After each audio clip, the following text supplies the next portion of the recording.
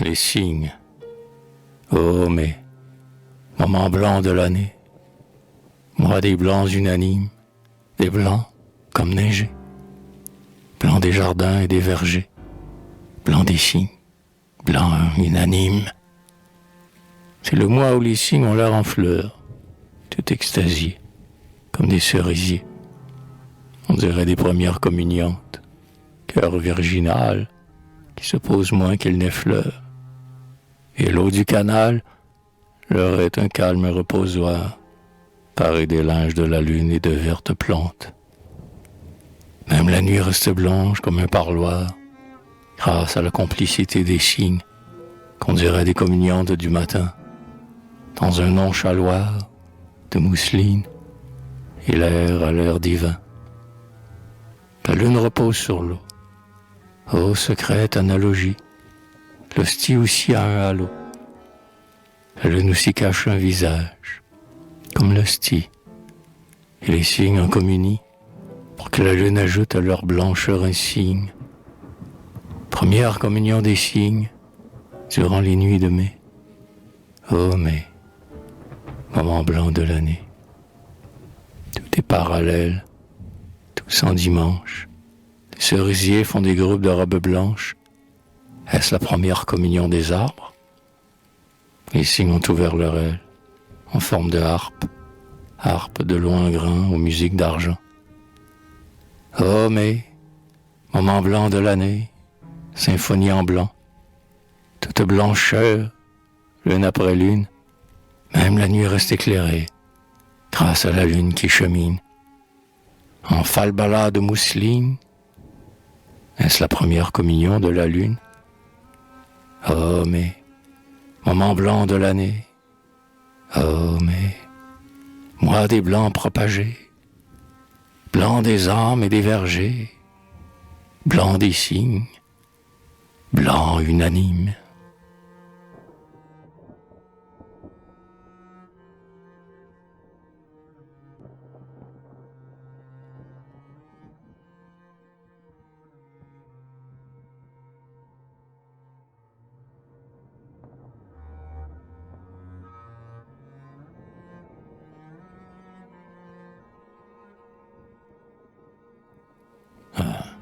Cet exemple édifiant des cygnes sur les canaux qui sont vacants, de tout reflet de joie humaine.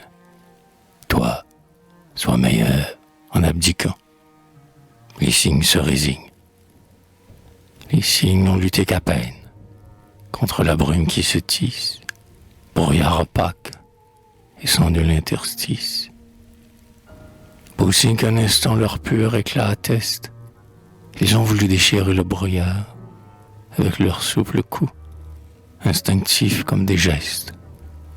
Mais le brouillard les vainc et les fait doux, comme les nénuphars. Aux signes d'accord avec le décor, sauf leur bec un peu rose encore, comme un œillet qui commence à s'effeuiller. Car le brouillard l'emporte, et tout se décolore. Les cygnes sont vaincus. C'est comme un archipel de ouates qui se fondent. Avec la brume, ils se confondent. Ils sont déjà comme s'ils n'étaient plus, et presque à l'unisson de la toute pâleur. Les cygnes ont eu honte alors, dans tout ce blanc, de leur bec rose encore, dernière fleur, qui lentement se fane. Ils se sont jugés trop profanes, en ces blancheurs de cloître et de renoncement.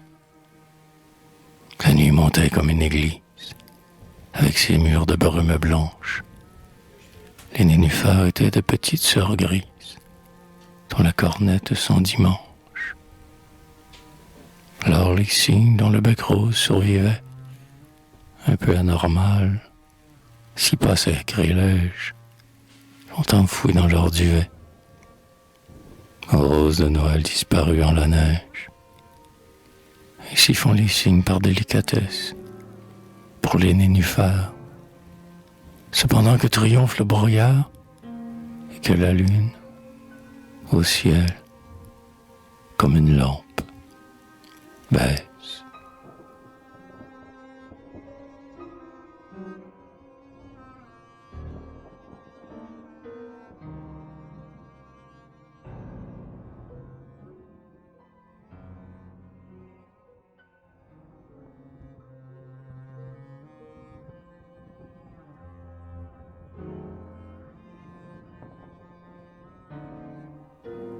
ô cygne blanc, c'est une âme peut-être habillée en oiseau. Une première communion t'aboutit à être cet oiseau sur l'eau, parce qu'elle mourut avec sa robe blanche le soir même de l'hostie. Et la voilà pour toute une autre vie, à se continuer en blanc, à être cet oiseau qui est toujours sans dimanche, car il y a des premières communiantes, et qui le bleu de l'encens a donné le désir immédiat du ciel. Vierge impatiente, d'un Dieu plus réel, qui meurt de voir finir ce jour de noces. Elle ne pourrait plus vivre avec des toilettes profanes. Le lit est mort dès qu'il se fane. Se continuer dans ces blancheurs de givre.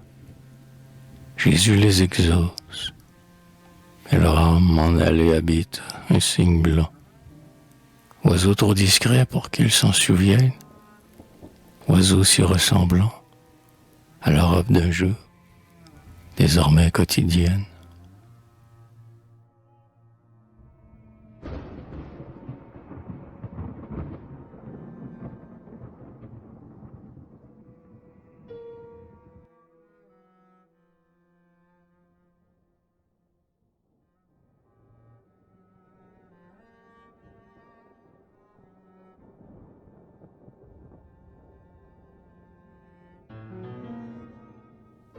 Le beau cygne immaculé rêve de voir la coupe du roi de Tulé dans le vieux canal qui les porte.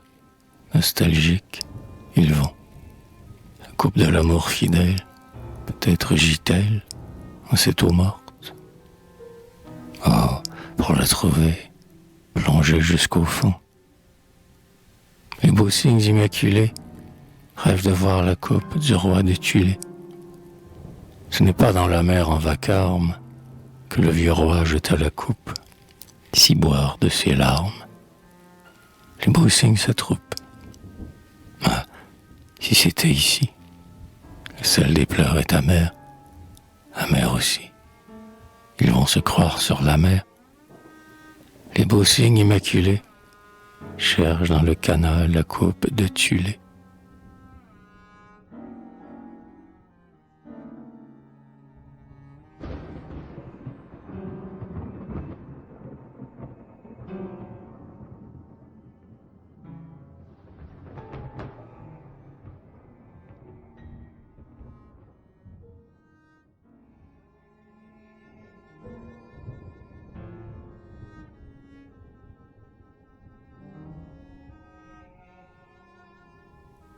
Les cygnes blancs vont et viennent sur les canaux, comme des moines dans un préau.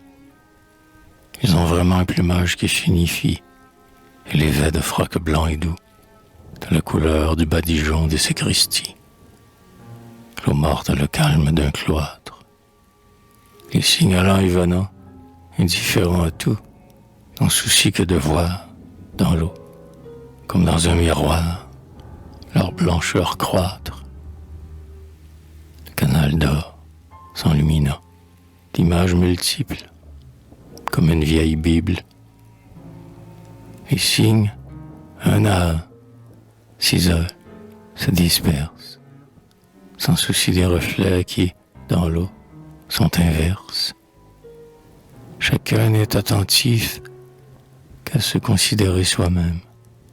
C'est comme un autre soi dans l'eau.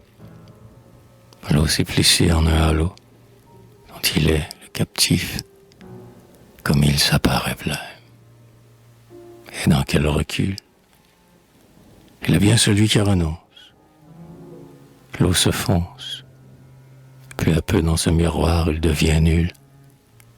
Oh, beau cygne qui s'ingénie à être doux, comme des moines, loin du bruit, et qui, pour le salut du monde, chaque nuit, sous les espèces des étoiles communient.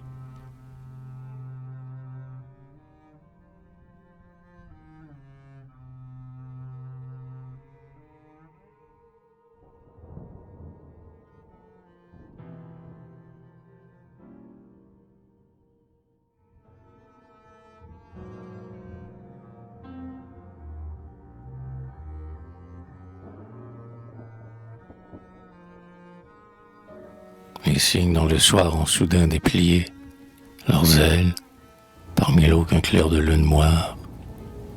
On y sent se lever un frisson qui va croître, comme le long du feuillage des peupliers.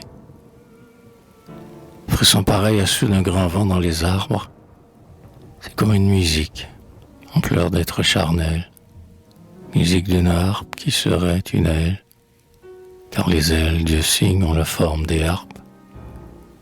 Ces harpes, c'est à coup ont déchiré la brume. Les nénuphars lèvent leur voile de béguine. Tout se recueille, tout écoute les beaux signes qui dressent sur l'eau morte un arpège de plumes. Concert nocturne où, seul, je m'arrête de vivre.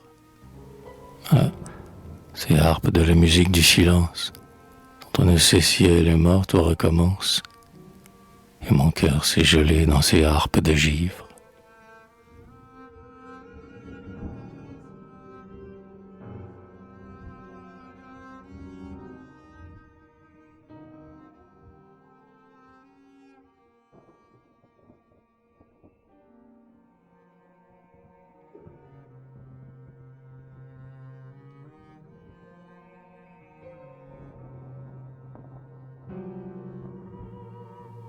La flotte des heureux cygnes appareillait.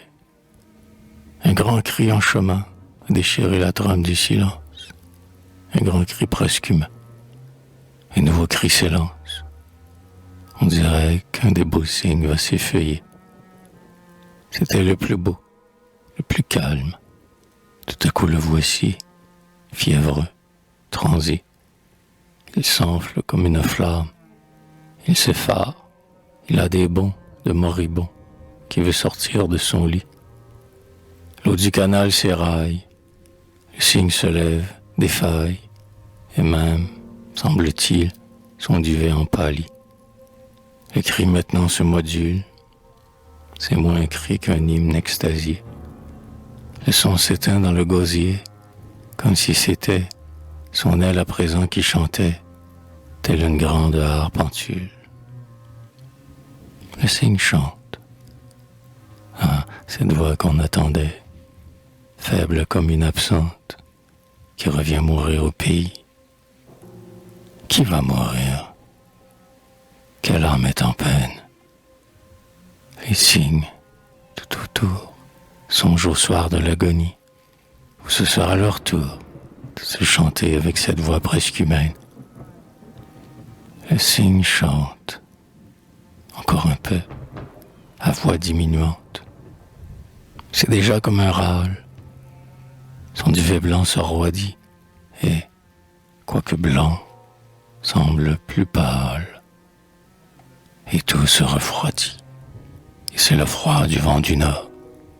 Et on entend passer la mort.